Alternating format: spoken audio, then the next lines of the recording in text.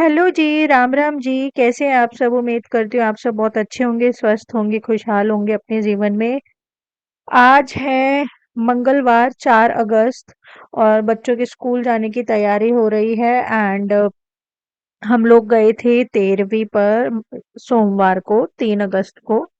तो अब रात भर आप लोगों को बता दूं कि मैं वही चीजें सब सोचती रही जो घटना घटित हुई है हमारे रिश्तेदारों में। ठीक है, तो वही घटना मैं सोचती रही जिस वजह से मेरी रात को नींद पूरी नहीं हुई। सोने में मुझे बहुत ज़्यादा तकलीफ हुई एंड इस वजह से फिर सुबह उठने में मैं बहुत ज़्यादा लेट हो गई।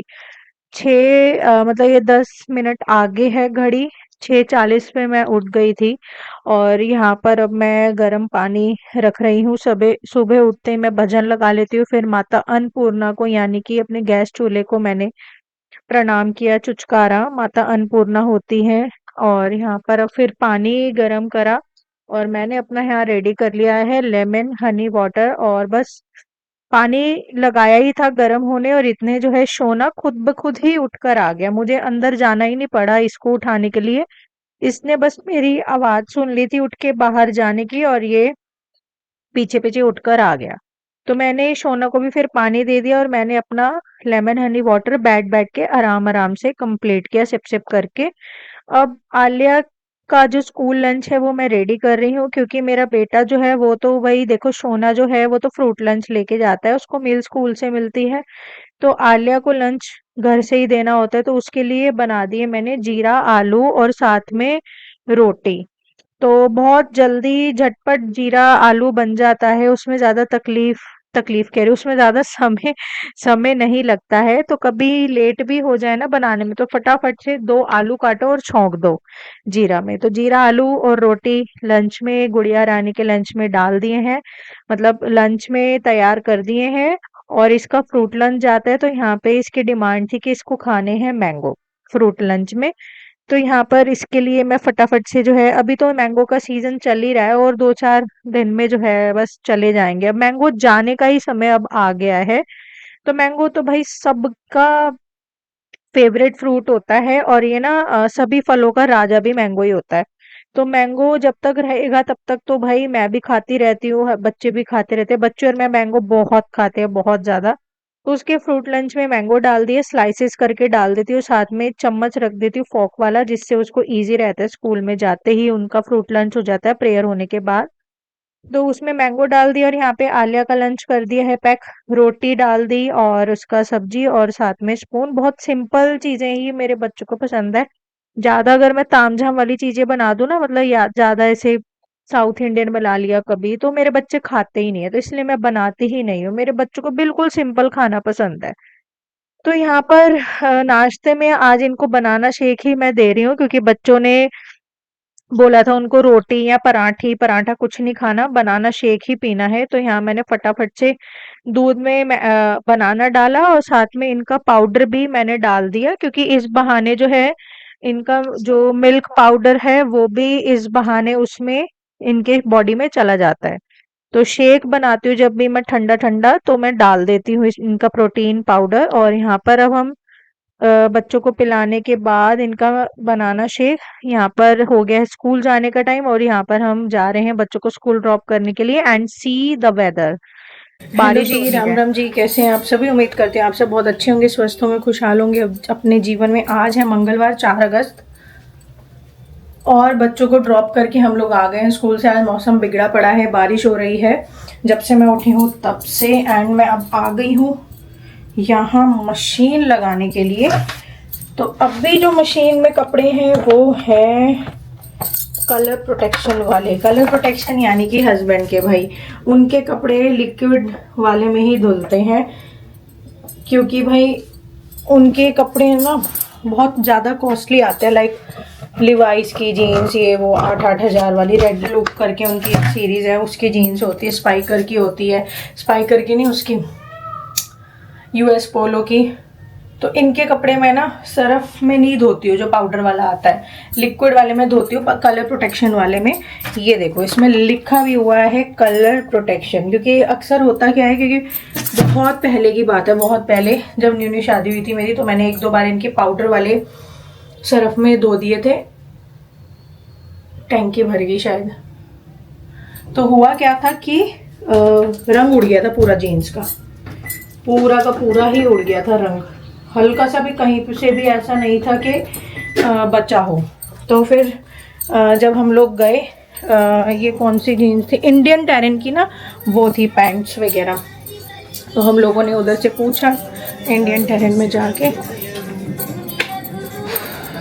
मोटर बंद कर दें, इंडियन टेरेन में जाके हमने पूछा कि ये कपड़ा तो ख़राब हो गया। तो उन्होंने बताया कि आप किस में धोते हो। तो हमने बताया कि हम तो सर्फ में धोते हैं। तो उन्होंने बताया कि आप इजी में धोया करो, और क्योंकि उससे रंग नहीं उड़ता है। ये जो पाउडर वाले सर्फ आते हैं रंग उड़ा देते, क्योंकि इसमें होती है चूना मिट्टी, तो इसमें रंग उड़ता ही उड़ता है। चाहे आप पाउडर वाला कितना ही महंगा ले लो, चाहे 200 रुपये किलो वाला ले लो, आपका रंग उड़ेगा ही उड़ेगा पाउडर वाले में। तो आप ना लिक्विड वाले में धोया करो, उसमें चूना मिट्टी नहीं होती है।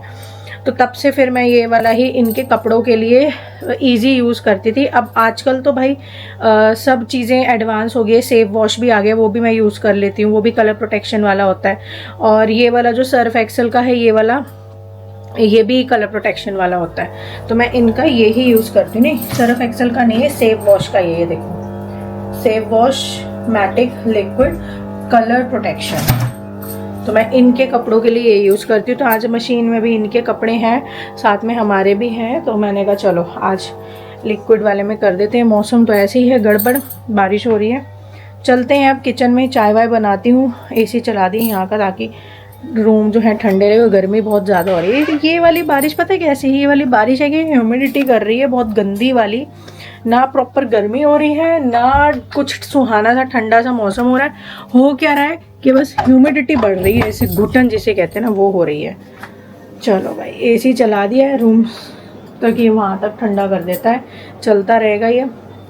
चाय बनाते हैं, आज खाने में मैं बनाऊंगी। बच्चों को तो दे के भेजा है, गुड़िया रानी को जीरा आलू की सब्ज़ी, साथ में रोटी। खाने में मैं बनाने वाली हूँ भरवा टिंडे की सब्ज़ी और साथ में रोटी। तो चलो चाय बनाते हैं पति देव और अपने लिए, और फिर साफ़ सफाई में लगते हैं। टिंडे की सब्ज़ी बना के रख देते हैं, क्योंकि फिर सावन चल रहा है, तो फिर मुझे जाना होता है भाई मंदिर। ठीक है, तो मंदिर जाना होता है मुझे डेली ही। मैं वो बात अलग है कि मैं दिखाती नहीं हूँ, क्या ही डेली डेली चीज़ें दिखाऊँ। मंदिर वाला पार्ट, थोड़ा सा मंदिर वाले पार्ट में मैं प्रोटेक्टिव हो जाती हूँ। मतलब वो मुझे दिखाना थोड़ा सा ऐसे ही लगता है कि चलो छोड़ो, नहीं दिखाओ। चलो यार, निपटाते हैं फटाफट से काम को ना। कल हम लोग टाइम से ही सो गए थे। बच्चों को मैंने कल 10 बजे सुला दिया था, तो आज एकदम चार्ज होके उठे हैं वो। तो रोज़ मेरी अब यही प्रायोरिटी रहेगी, 9:30-10 बजे तक सुला दूँ। और आज तो गुड़िया रानी सुबह की जोत भी जला गई है, वो देखो मंदिर में, क्योंकि टाइम से सो गए थे, टाइम से उठे, फिर इसको थोड़ा सा टाइम मिल गया था जोत जलाने का। चलो जी, बनाते हैं चाय। पता नहीं बिना चाय के आँख ही नहीं खुलती है, नींद इतनी आ रही होती है, आँख ही नहीं खुलती सच में। पता नहीं किस किस के साथ ऐसा है, बताइएगा ज़रूर कमेंट करके, जो कि आप करते ही नहीं हो। बाकी मेरे साथ तो ऐसा है कि मेरी आँख नहीं खुलती जब तक चाय ना मिल जाए ना। मैं सच बता रही हूँ, मुझे कुछ भी मिल जाए खाने को, पराठी दे दो, कुछ भी दे दो सुबह सुबह, लेकिन चाय अगर नहीं मिलेगी ना, मेरी आँख नहीं खुलेगी। चलो फटाफट बनाती हूँ चाय। चलो जी भाई, चाय बना लेते हैं इसी के साथ अब। और मौसम आप लोगों ने देखा ही, वेदर क्या हो रखा है बाहर का, बारिश वाला ही है। रिमझिम बारिश हो रही थी, यानी कि ड्रिजलिंग। तो मौसम अच्छा ही था। ऐसे मौसम में बड़ा मन होता है मेरा कॉफी पीने का। हॉट मिल जाए या कोल्ड मिल जाए, कुछ भी मिल जाए, लेकिन कॉफी पीने का बड़ा मन होता है। हाँ, बहुत ज्यादा ऐसी गर्मी होती है ना, पूरा दिन धूप धूप वाला रहता है, उस दिन मेरा मन नहीं होता कॉफी पीने का। चाय तो ऑल टाइम ही मन रहता है, पीते रहो। मतलब चाहे गर्मी हो, सर्दी हो, कोई कैसा भी मौसम हो, चाय तो ऑल टाइम ही होती है। तो यहाँ बना ली है जी फटाफट से चाय, हस्बैंड और अपने लिए। और साथ में इसके मैं लूंगी खारी। खारी यानी कि फैन, जिसको हम बोलते हैं अपनी लोकल लैंग्वेज में। तो फैन ले लिया साथ में। और अब चाय वाय पीने के बाद तैयारी हो रही है भाई लंच की। लंच में मैं बना रही हूँ भरवा टिंडे की सब्जी। तो भरवा टिंडे बहुत टेस्टी बनते हैं और बहुत अलग तरीके से बनते हैं, बहुत अच्छा टेस्ट आता है इनका। बट कंडीशन इज, इनको ना डीप फ्राई करना पड़ता है। इनको टिंडों को अच्छे से मतलब धोकर, छिलका उतार कर, बीच से कट लगाकर मसाला भरना पड़ता है, फिर इनको डीप फ्राई करना पड़ता है। तो जो तेल उबला हुआ था कढ़ाई में, वही तेल मैंने तड़के के लिए भी ले लिया है दूसरी कढ़ाई में। तो यहाँ पे डाल दिए हैं डीप फ्राई होने के लिए टिंडे। इसको अल्टा-पल्टी करते हुए तल लेंगे, क्योंकि ऐसा ना हो ना एक साइड से ही ज़्यादा ये फ्राई हो जाए और दूसरी साइड से ज़्यादा फ्राई ना हो, कच्चे रह जाएँ। तो अल्टा-पल्टी इसकी बीच-बीच में करते रहेंगे और सिम गैस पे इसको हम डीप फ्राई करेंगे। बहुत उबलती हुई मतलब फुल गैस पे नहीं करेंगे, क्योंकि उससे टिंडे जल जाएँगे, पकेंगे नहीं। हमें जलाने नहीं है, हमें ये पकाने हैं। तो इतने गैस स्टोव को मतलब मैंने सिम पे कर दिया था गैस को, तो डीप फ्राई हो रहे हैं और यहाँ पर साथ के साथ तैयारी शुरू कर दी थी मैंने तड़के की। तो अब तड़का भी धीमी गैस पर ही भून रहा था और यहाँ पर अब आ गई हूँ मैंने कहा चलो भाई बर्तन भी फटाफट से मैं धो ही लेती हूँ। ये तड़का ना मैं हमेशा बिल्कुल सिम गैस पर ही तैयार करती हूँ, उससे टेस्ट बहुत अच्छा आता है, क्योंकि हमें सब्जी को तड़के को जलाना नहीं है, हमें उसको अच्छे से पकाना है और भूनना है। तो इसलिए मैं धीमी आंच पर ही डीप फ्राई करती हूँ और धीमी आंच पर ही तड़का भी तैयार करती हूँ। तो बर्तन वर्तन हो गए थे यहाँ पर और सब्जी भी बन गई थी, तो अब मेरा काम था भाई अब साफ सफाई का। तो चलो लगते हैं साफ सफाई पर। अब सबसे पहले साफ सफाई में मुझे करना था सोफा कवर, जो है मशीन में डालना था धोने के लिए। बहुत गंदा हो गया था, काफी दिन हो गए थे धुला नहीं था। मतलब ये लगा लो हफ्ते में या 10 दिन में एक बार तो मुझे लगाने ही पड़ते हैं, क्योंकि मोस्ट ऑफ द टाइम बच्चों का यही रहता है, उठना बैठना और खाना वाना सब कुछ यहीं पर ही रहता है। तो सोफा कवर सारे उतार लिए, फिर साथ के साथ मैंने कहा चलो भाई थोड़ा सा डस्टिंग भी कर लेते हैं सोफे की। तो ये पिल्लो बड़ा इजी रहता है मुझे डस्टिंग करने के लिए, बड़ा मेरा सहायक है ये। तो पिल्लो से ही मैंने फटा, वैसे गंदे नहीं होते क्योंकि कवर चढ़े रहते हैं ना, तो डस्टिंग करने लायक सोफे होते नहीं, मतलब साफ ही रहते हैं सोफे, तो बस कवर ही ज्यादा गंदे होते हैं, इसलिए मैं पिल्लो से ही ऐसे डस्टिंग कर देती हूँ। हाँ, अगर कवर नहीं होंगे तो ऑब्वियस है सोफे ज्यादा गंदे हो जाएंगे, फिर तो मुझे एक प्रॉपर डस्टर टाइप पूरा मतलब वो चाहिए होगा कपड़ा। बट ज्यादा गंदे नहीं होते तो मैं पिल्लो से ही हल्का हल्का से ऐसे कर देती हूँ। तो सारे सोफे कवर मशीन में डाल दिए धोने के लिए, एंड यहाँ पर अब झाड़ू लगाया, फिर पोछा लगाया मैंने। झाड़ू की मैं क्लिप नहीं ले पाई तो फटाफट से पोछा लगाया पूरे घर में, फिर मैं नहा धोई आई अच्छे से। एंड उसके बाद कर लूंगी मैं सुबह की अपनी पूजा। नहाने धोने के बाद हमेशा मेरे यही रहता है फटाफट से कि पूजा कर लो। जिस दिन पूजा ना करो तो अजीब सा वो हो जाता है कि जैसे कुछ छूट गया हो। एंड जो भी चीजें घटित हुई हैं पीछे, उससे एक चीज तो सामने क्लियर हो गई है कि जिंदगी की सच्चाई बस मुझे पता चल चुकी है। एंड अब यहाँ पर पूजा करने के बाद भूख लगाती है बहुत ज्यादा, क्योंकि मैं ब्रेकफास्ट तो कुछ करती नहीं हूँ। मेरा डायरेक्ट चाय वाय पीने के बाद सीधा लंच ही रहता है, मतलब प्रॉपर मील ही खा लेती हूँ फिर मैं, रोटी सब्जी और छाछ या दही वगैरह।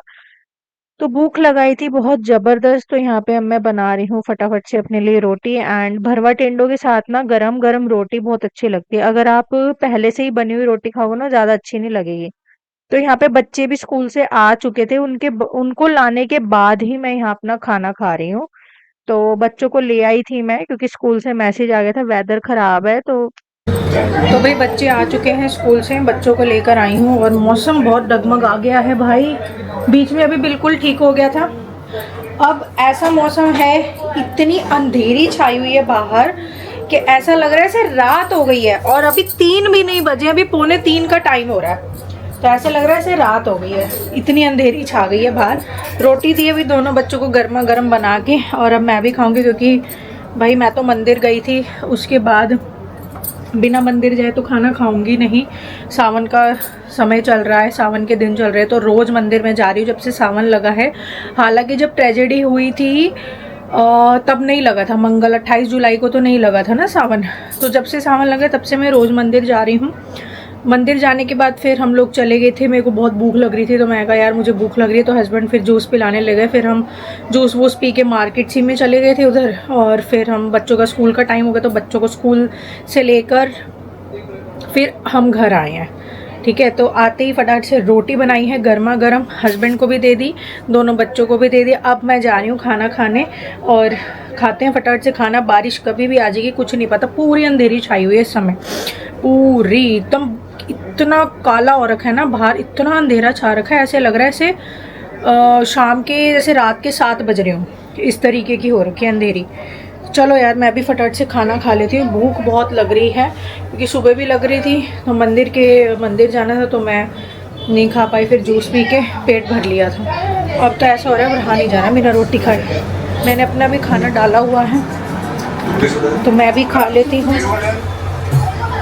टिंडे की सब्जी ये सबकी फेवरेट है, सबकी, साथ में रोटी सबको ही अच्छी लगती है, मुझे, हस्बैंड को, बच्चों को बहुत अच्छी लगती है बहुत। चलो अपना खाना निपटाती हूँ और फिर हस्बैंड ने अंदर मूवी लगा रखी है वो देखो, मैं भी थोड़ा सा मूवी देखती हूँ, थोड़ा सा टीवी देखूँ, माइंड को थोड़ा सा रिलैक्स करूँ क्योंकि दिमाग में वही चीज़ें घूम रही हैं, वो चीज़ें ना भुलाई नहीं जा रही है, मैं सच बता रही हूँ। मन बड़ा अजीब सा हो गया यार तब से, पता नहीं मतलब ज़िंदगी है क्या, बहुत बहुत ही ज़्यादा अजीब हो गया जब से ये हादसा हुआ है ना, बहुत ज़्यादा, बहुत ही ज़्यादा, बहुत मतलब यहाँ पर ना इधर इधर कुछ होता रहता है अजीब सा। सोचती रहती हूँ मैं, इतना डीप थिंकिंग में चली गई हूँ, सोचती रहती हूँ और दिमाग अजीब सा हो गया कि यार ये ज़िंदगी है क्या, पलक झपकते ही ख़त्म है, कुछ नहीं है ज़िंदगी। चलो यार मैं खाना खा लूँ। तो भाई यहाँ पर अब दूध छान लिया है पतीले में, ताज़ा ताज़ा दूध आ गया था डेयरी से। तो दूध छान लिया है, दूध उबलने रख दिया है। हमेशा मैं छानती हूँ दूध को क्योंकि कुछ पता नहीं होता, वैसे तो साफ सुथरा ही दूध आता है, ऐसे नहीं है कि कुछ ना कुछ गिरा पड़ा हुआ हो दूध में, वैसे साफ सुथरा ही दूध आता है ताजा ताजा डेयरी से गाय का। बट फिर भी एक तसल्ली के लिए मैं छान ही लेती हूँ दूध को। तो यहाँ दूध छान लिया, पतीले में रख दिया उबलने के लिए, थोड़ा सा दूध निकाल लिया ताजी ताजी कच्चे दूध की चाय के लिए। कच्चे दूध की चाय मुझे बहुत पसंद है, बहुत ज्यादा। पैकेट वाले दूध की बिल्कुल ही पसंद है मुझे, पैकेट वाला दूध बिल्कुल भी अच्छा नहीं लगता। और कुछ ऐसी एक वीडियो मैंने देख ली थी पैकेट वाले दूध की सच्चाई की, तो वो तो भाई उसके बाद से तो मेरा मन ही नहीं होता पैकेट वाले दूध की तरफ देखने का। बट कभी कभी मजबूरी हो जाती है कि दूध खत्म है या कम पड़ रहा है तो मंगवाना पड़ जाता है बीच में। तो चाय वाय होने के बाद लग गई हूँ मैं डिनर की तैयारी में। डिनर में बनेगी भाई दाल और साथ में चावल। तो यहाँ पे दाल उबलने रख दी है, इसमें आप लोगों को पता है एक उबाल आने पर झाग सारी इकट्ठी हो जाती है, ये बहुत खतरनाक झाग होता है, स्प्रे होती है दाल पे जो छिड़की जाती है ताकि उस पे कीड़ा ना लगे। तो ये झाग इकट्ठी हो जाती है, इसको बाहर मैं हमेशा हर दाल से निकालती हूँ। वो झाग वाग निकालने के बाद सीटी लगने के लिए कुकर चढ़ा दिया है और यहाँ पे तड़का भी फटाफट से साथ के साथ तैयार कर लूंगी मैं। तड़का तैयार किया और साथ के साथ भाई जीरा राइस यहाँ पे बना रही हूँ। मैं जीरा राइस को तड़का लगा रही हूँ। कढ़ाई में थोड़ा सा तेल लेना है या घी ले लो, उसमें डाल दो जीरा और साथ के साथ ही पानी डाल दो। जीरा ज्यादा ना जलना नहीं चाहिए, फिर टेस्ट अजीब सा आ जाता है। तो साथ के साथ ही डाल दिया जीरा, मतलब जैसे ही जीरा भुन जाता है फिर फटाफट से पानी डाल दिया, नमक डाल दिया, फिर चावल डाल दिए। उसके बाद से उसको धीमी आंच पे रख दियो, पकते रहेंगे। और अब मैं यहाँ पर आ गई हूँ अपनी दोबारा मतलब शाम की पूजा करने के लिए। तो जी बच्चे ट्यूशन जा चुके हैं, अभी पूजा करके हटी हूँ शाम की, एंड खाना वाना सारा बन गया है, दाल और जीरा राइस सब बन गया, बस अब मुझे धोने हैं बर्तन तो वो रहे। और सोफ़ा कवर लगाए हुए थे मशीन में तो मैं उसे मशीन से अब निकालूंगी, उसको 2 टाइम वॉश करना पड़ा मुझे क्योंकि ना बहुत ज़्यादा गंदे हुए थे, क्योंकि बच्चे most of the time sofa पे ही रहते हैं और इतने गंदे हो रखे थे वो 2 बार वॉश करने पर उसमें से जो कालापन और जो हल्दी के दाग और आम वगैरह खाते हैं उसके दाग पीले पीले लग जाते हैं, वो 2 बार में गए। तो अब वो कंप्लीट हो गया है, अब मैं यहीं पे लगा दूंगी इधर ही, मतलब सोफ़ा यहीं पर ही डाल दूंगी सोफ़ा पर। और क्योंकि गर्मी है ना पंखा चलेगा, अब सूखता रहेगा यहाँ पर। तो बस बच्चे अब ट्यूशन गए, अब तो खाना वाना आके खाएंगे और फिर टाइम से ही सो जाएंगे। से कल हम लोग सो गए थे 10 बजे तक, सुला दिया था दोनों बच्चों को, तो आज भी वही है। 10 बजे तक सुलाने का ये फ़ायदा हुआ कि सुबह ईजिली उठ गए, तो बस आज भी यही है कि मैं सुला दूंगी। अब जा रही हूँ बस बर्तन वर्तन धो के मैं भी फ्री होके बैठूँ। तो बच्चों के जाने से पहले ही ना मैं खाना वाना बना ही लेती हूँ, मोस्ट ऑफ द टाइम यही रहता है, नहीं तो फिर जब वो ट्यूशन जाते हैं जब मैं रात का डिनर बनाती हूँ। तो मन बड़ा ही ना विचलित चल रहा है। अभी मैं पूजा कर रही थी तो भी मेरे को बहुत ज़्यादा रोना आ गया था, बट मैं रोई नहीं क्योंकि शाम का समय है, कहते हैं कि ढलते सूरज समय कभी भी जो है नहीं रोना चाहिए क्योंकि वो अच्छा नहीं होता है। तो बहुत रोना आ रहा था जो भी इंसिडेंट हुआ है, पता नहीं क्यों मैं भुला नहीं पा रही हूँ, एकदम डीपली कनेक्टेड हो गई हूँ, क्योंकि ये चीज़ ना एक्सेप्ट नहीं हो पा रही है। मुझे आज भी ऐसा लग रहा है कि वो भैया हैं और मैं ना सपना देख रही हूँ।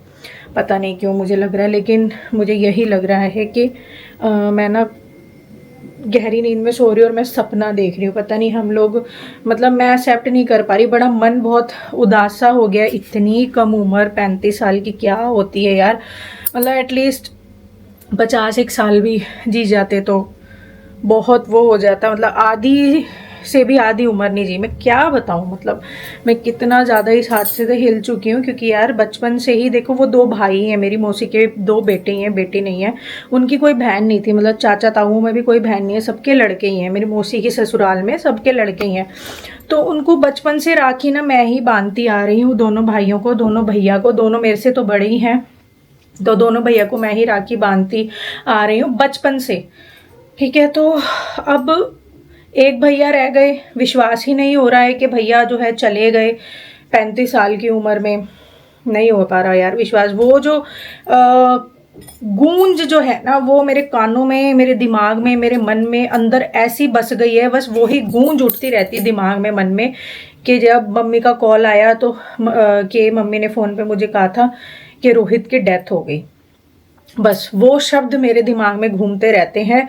और जब हम वहाँ गए, बॉडी घर में आई, और जब वहाँ हाहाकार सी मच गई एकदम सब, मतलब बहुत वो जो है ना, मतलब दृश्य है ना, वो मेरी आंखों में, दिमाग में, मन में ऐसा बस गया है कि बस गूंजता रहता है वही दृश्य है ना, वही रिपीट होता रहता है बार बार बार बार बार बार।